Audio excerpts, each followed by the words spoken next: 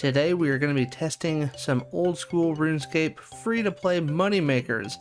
These are specifically aimed at people whose stats are similar to mine. As you can see, I am just starting off this account, so we got some pretty low levels on most of our stats, but that's not going to stop us from making some money. Then of course at the end of the episode I need you to stick around because we're going to be opening up 10 beginner caskets so that we can continue our quest to get our shoulder parrot.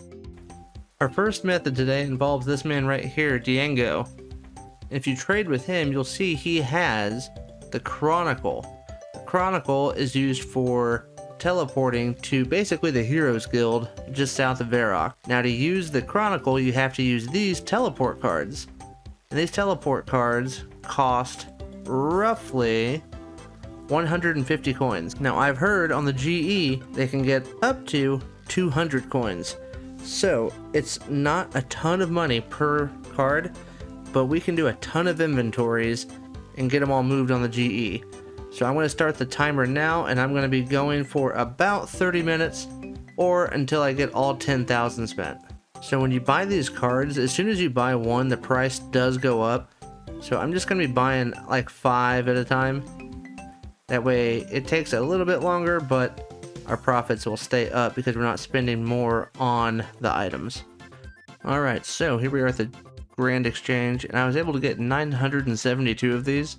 I actually ran out of money, which is hilarious. It took about 20 minutes, and I spent 155,000 roughly. So it says they're trading at 202, so I hate waiting on the GE, so we'll go with 200, see if that makes a move. We'll see how quick these sell.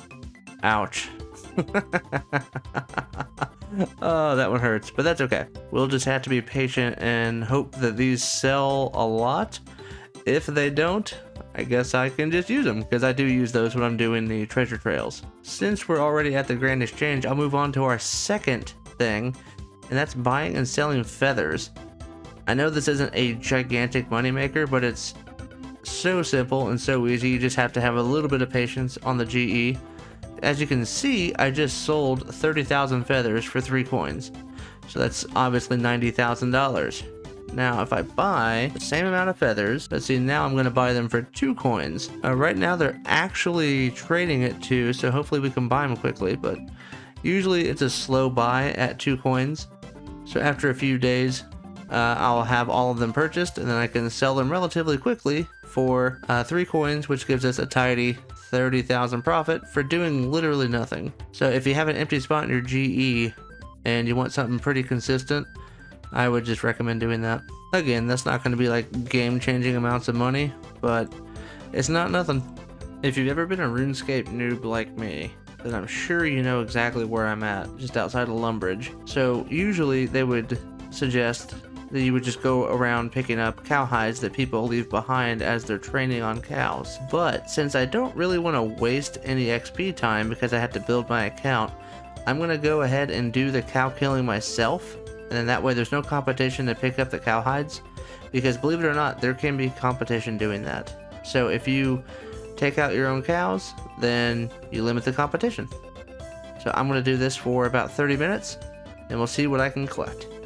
If you saw my first video, you'll know that what I'm about to do. But it is tradition, every time that we're training on cows, we must drop the classic line.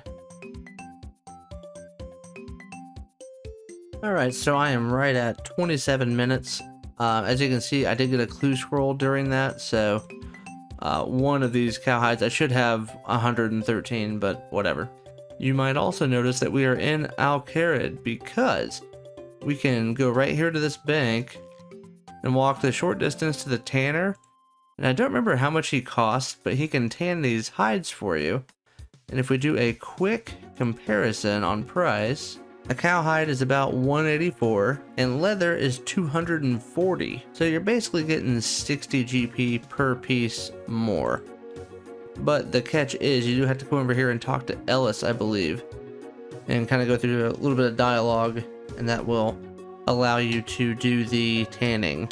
So the hard leather is a little bit more expensive at 3 coins, but not that much more expensive, and I feel like people just use leather more, so we're just going to go with leather. I'm going to keep the timer running as I do this, that way I can get a true feel for the hourly profit. Okay, we are back at the Grand Exchange, and it's been 33 minutes, so I'm just gonna call it a half an hour because your times are gonna vary when you're killing the cows. But let's go ahead and offer up the leather that we got. And it says it's trading at 229, so we'll just go with 220 because I don't like to wait very long. Oh wow, that went instantly. And we actually ended up getting 25,648. So let's see what that is per. So that comes out to 229 a piece.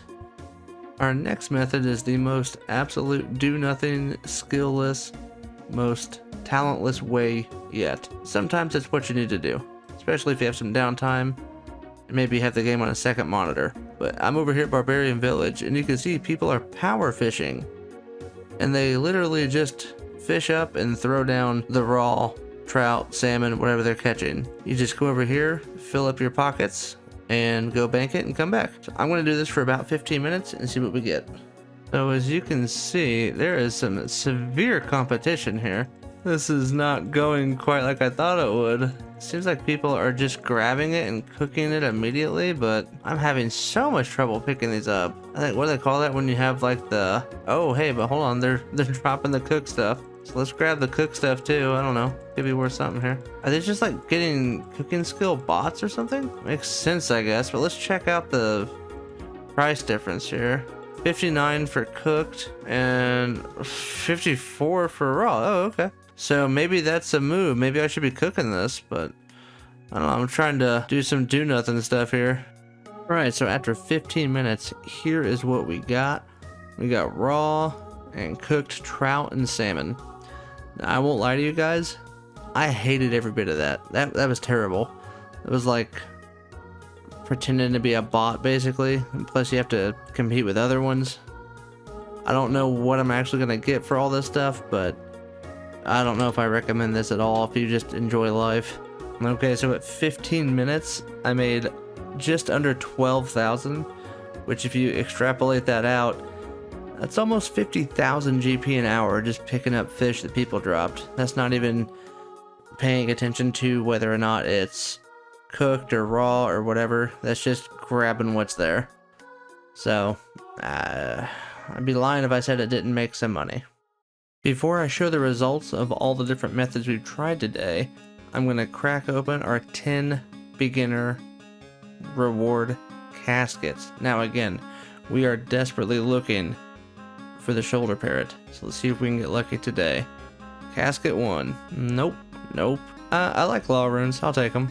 Nothing. Nothing. Nothing. Nothing. Oh gosh, 2 more. Last one. Ooh. Hey, we got the black pickaxe. Okay. That's not bad. Looks like we're going to continue our hunt next episode. But for now, let's get to the results. The final results are as followed. Tanning cowhides that you killed on your own netted us 51,296 GP per hour. It should be said that with all of these methods, but especially this one, your GP per hour will vary depending on how efficiently you can kill them and obviously how busy the cow fields are. Fish foraging came in at 45,504 GP per hour. Again, this one will vary a lot because you don't know what's getting dropped and you don't know how quickly you can pick it up compared to the bots. This was, again, my least favorite one to do.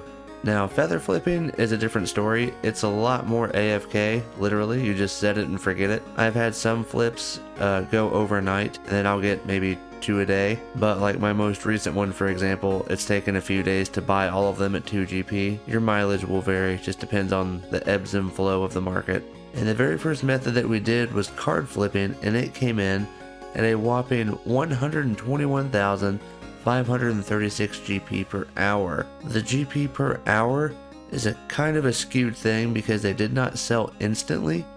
That's just how much time I put into it.